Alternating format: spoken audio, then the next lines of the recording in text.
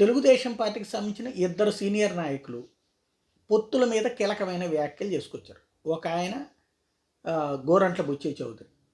చర్చలకు సంబంధించి అంటే పొత్తులకు సంబంధించి ఇంకా స్పష్టత రాలేదని చెప్తా వస్తున్నారు. వాస్తవంగా భారతీయ జనతా పార్టీతో ఆ చర్చలేమీ జరగలేదని చెప్తున్నారు.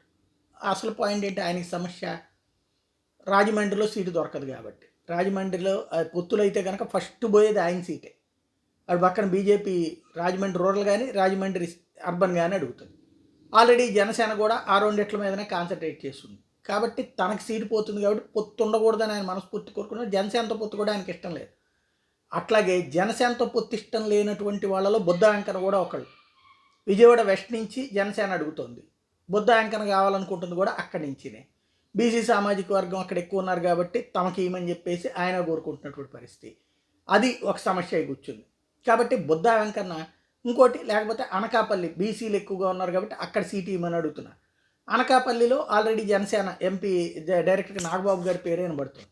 ఈ రెండిట్లో ఎక్కడో చోట పోటీ చేస్తానని ప్రకటించడం ద్వారా జనసేనతో పొత్తు, భారతీయ జనతా పార్టీతో పొత్తు కొంతమంది గ్రౌండ్ లెవెల్ నేతలకు ఇష్టం లేదన్నటువంటి విషయం స్పష్టమవుతుంది.